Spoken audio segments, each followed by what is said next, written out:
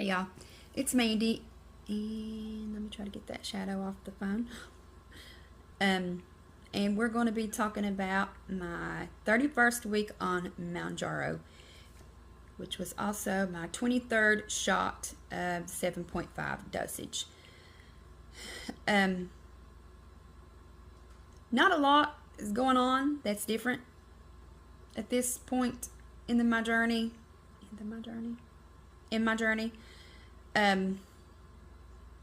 Last week I was having some side effects that had went away, but popped their ugly heads back up because I had skipped a week. And if you want to know more about that, why I skipped a week, and me talking about the side effects, just go check out that video so that I don't have to repeat myself, because I tend to struggle with doing that anyway. And that always makes these videos much longer than they need to be. So, and I'll be honest with you, all day I thought, well, I don't even know, what I'm going to talk about, this, that, and so I thought I would just chit-chat with you about some things that I'm planning on doing to prepare for the week-long vacation that me and my husband have coming up. We usually have at least one of our kids and several grandkids with us when we go to our RV in Tennessee. But this time it's just going to be me and him for a week. We are going to go to the RV for 3 days, and then from there we're going to go to Lake Murray for 3 days, and then back to the RV before we come home. We absolutely love Lake Murray, but we've not been there in, gosh, I'm going to say 2 or 3 years, because, well, we've had the RV for 2 years, and then the year before that we went to Georgia. So yeah, it's been 3 years since we've been to Lake Murray, and so we're pretty excited to go there, even if it is just for 3 days. But if you have not seen any of my update videos where I show you like what's going on in the RV, then I'll just let you in on the fact that my husband has a massive sweet tooth. It's literally like his favorite food group. He always has, let's see, what are some of the things he has there when we go there? There's always donuts. I'm not a huge fan of donuts, but if I'm hungry and there's nothing else there, I'm going to eat at least half of a donut.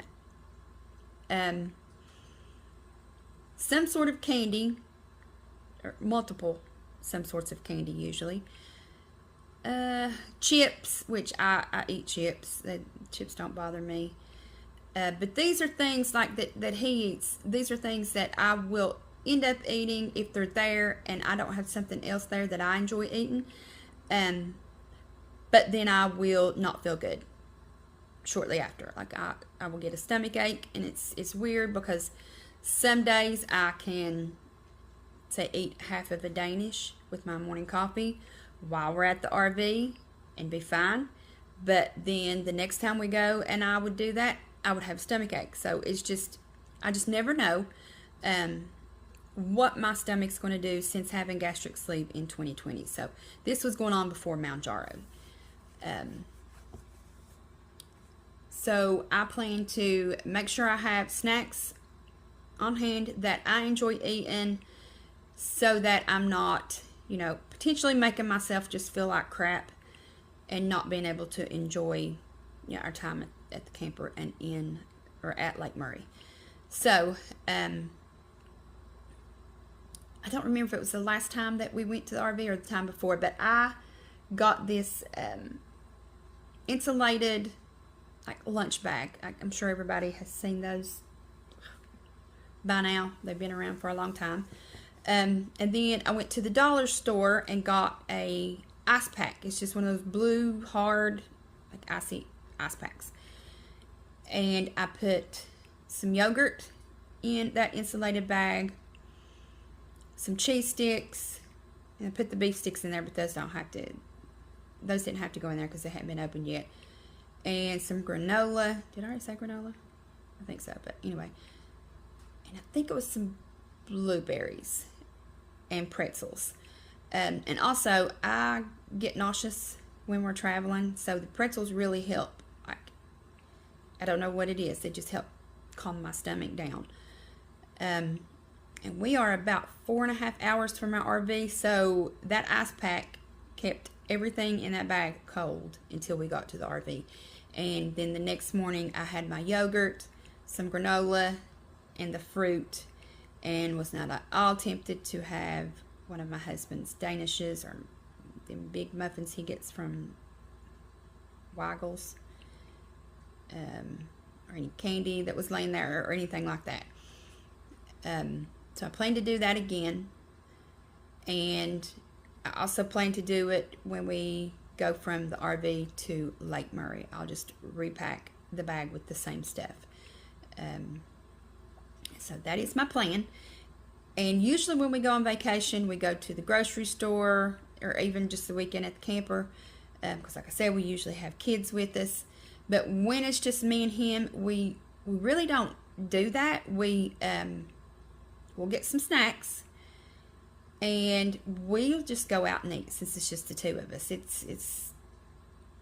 puts a different spin on things when you're taking like 4 kids aged 10 and under out to a restaurant. It gets a little chaotic, and it gets expensive. So hair in my mouth. I cut my hair yesterday, y'all. Can you see the difference? I didn't mean to cut this much off, but it feels good. I cut and colored it myself.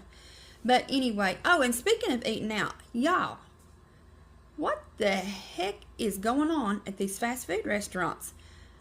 I had to go into town a few days ago and pick some other things up, and so my son, I was going to the pharmacy for my husband, and my son asked me to pick up some food from Wendy's for him. I didn't get myself anything because I'm on this Greek salad kick, and I've got all the stuff at home to make it, and so that's what I was craving. And so I didn't get myself anything. This was literally just his food. I got him a cheeseburger, a large chili with cheese, and chicken nuggets. Didn't even get a drink or anything. And this girl says $17 and some change, and I was like, what in the kneading, washed in the blood of Jesus type of crap is this? These prices have just gone crazy. And it made me think. I was like, when me and my husband go to Cheddar's, and when it's just me and him, our bill is it's the same literally every time we go, because we get the same things every time we go. Our bill before tip is $27, and the amount of food that we get is more, which granted I bring the majority of mine home, but it's still like 2 meals for me, $10 more for 2 people to eat, plus leftovers and an appetizer. Like, that math ain't mathing to me. It ain't making no sense to me. I'm having a hot flash. But yeah, I'm like, good grief, that's ridiculous. Like, we can literally almost eat at a steakhouse for that. And like, that one meal was definitely more than the one meal that my son would have gotten at a steakhouse. What he gets at a steakhouse, I think, is like $14.99. And I just thought, why are the prices of the fast food going up? But I haven't really noticed a jump in our bill when we go out at like a restaurant, a sit-down restaurant where, there's no drive-through. I don't know, make it make sense, because I can't. But I don't know, I just thought that was crazy to me. But I don't know. Inflation, yeah, I get it, but why are you having to like inflate times 3 and a steakhouse ain't having to do that? Like, okay, now y'all done went from the 99-cent value meal to should have went to the Longhorn. But let me stop ragging on Wendy's. And it ain't nothing against anybody that might work there. You can't help it. You don't control the prices. But I just think there's something crazy going on there, y'all. I don't know. But, okay, let's jump into these numbers. Oh, and also, I will be kind of doing like an extra video maybe 2 next week. I'm just mentioning this now while it came to my mind, because I'm that person that if I don't mention it when I think about it, I will forget it. I'm that person. Oh, squirrel. That's me. But I will be posting at least 2 more videos than usual, just showing you guys like the rental house at Lake Murray, and there was something else that my husband mentioned. I can't remember now. It's some kind of little attraction or something that's nearby that he wants to go check out. So if we do that, I'll pop in that video. But yeah, so if you haven't subscribed already and those kinds of things interest you, like travel and lakes and RVs and all those things, go ahead and subscribe so you don't miss that, and click that bell, and that little bell you see probably right there, and you'll get the notification when those videos go up. And it helps my channel out too, by the way. Just my little shameless plug there, I guess. Okay, so let's talk about these numbers. Now, if you are a returning viewer and you caught my last few videos, then you already know that I have been slowly like reintroducing some weightlifting back into my life. And if you've been around for a hot minute, then you know my struggle with that and being in such a calorie deficit. And I've had to start and stop just because I'd be like damn near passed out, because I just didn't have the energy to sustain those types of workouts that I was trying to do, because I couldn't eat enough. But I've been slowly reintroducing it, and I knew that was going to, like, exercise will naturally increase your appetite. Okay, so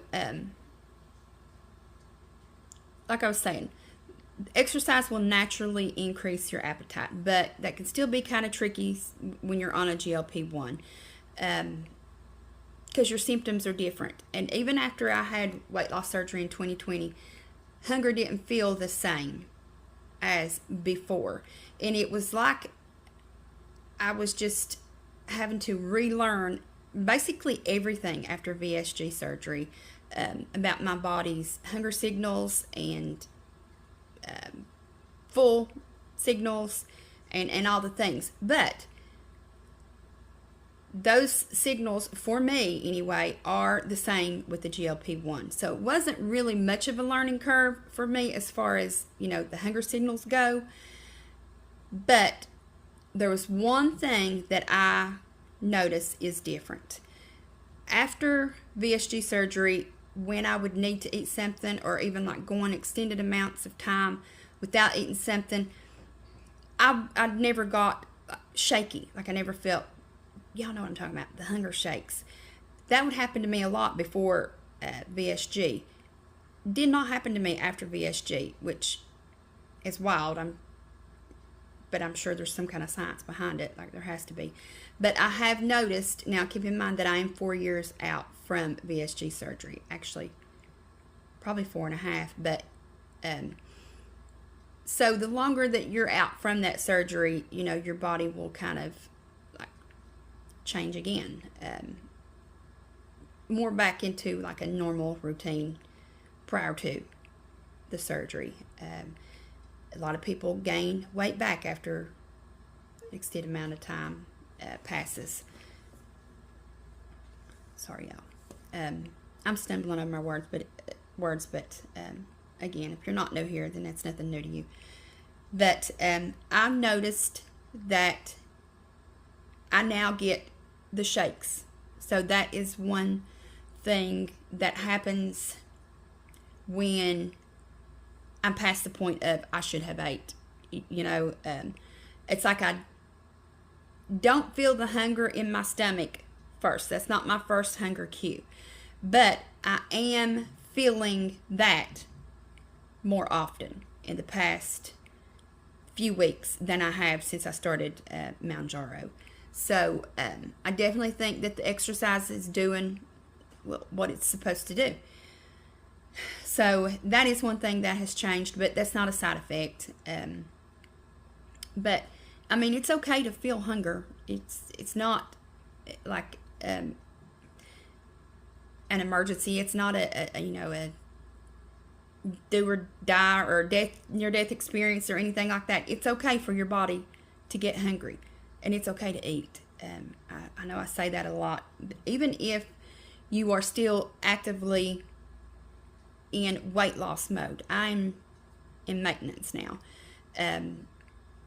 you still need to be eating something. I mean, there's no number on the scale that is worth making yourself sick over. So, and especially if you're type 2 diabetic, you really need to set an alarm on your clock, on your phone, to remind yourself to eat something if you have to, and to drink water, because GLP-1s will also make you not even want to drink anything. So keep that in mind. Also, something that I plan to do to be prepared for this trip is make sure I have some of those water packets that I use, that I like in my water, because my favorite ones are hard to find naturally. So I'm gonna make sure I have some of those, and I will drink plain water, but I just enjoy the flavored water more. And usually when we go on trips, I will have some alcohol. I don't know that I'm going to do that this time. Who am I kidding? I'm probably going up. I say this right now, but it's like Monday. I'll probably have some Jack packed by Friday, but I don't know. It's just relaxing, and it's just something I enjoy doing. And it doesn't, it's not detrimental in the scale, because it's not like I'm drinking from daylight till dark 7 days a week. So, it's fine. To me anyway, in my opinion, for my journey in my life. You do whatever works for you. So okay, now let's get into these numbers that I've babbled on after not thinking I was going to have anything to talk about today. My high weight before VSG surgery was 259.2. Day of surgery in June of 2020, I weighed in on the hospital scale at 250. I can't remember what I weighed in on my scale that morning. I was a ball of nerves, or I probably would remember. When I started GLP-1, my first, sorry, I'm trying to not give the reflection in the phone off my glasses, but it's not going to happen. The first GLP-1 that I was on was Saxenda. I weighed 199.9 when I started that, and I lost down to 177 with the Saxenda, which was when I had my tummy tuck. I had gotten down to 177. I gained back up to 199.9 when I went into menopause, and after having the surgery and not being able to exercise, and even to get my steps in was hard for longer than what I expected it to be. It is true what they say, when you get older it takes longer to heal. I can vouch for that. But the Saxenda helped me get that regain off due to all the things. So I got back down to 177, and that was the day that I switched over to Mounjaro.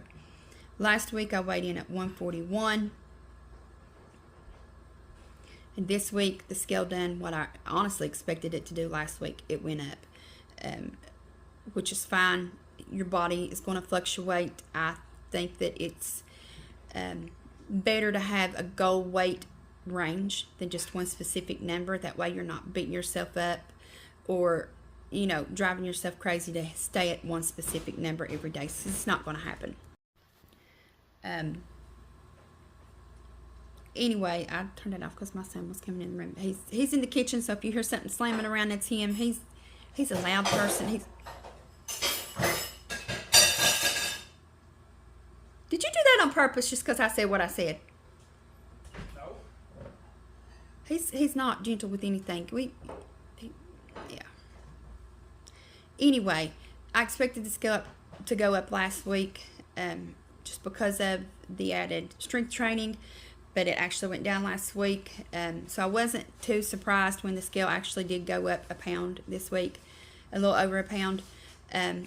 Now, do I think that I necessarily added on a pound of muscle?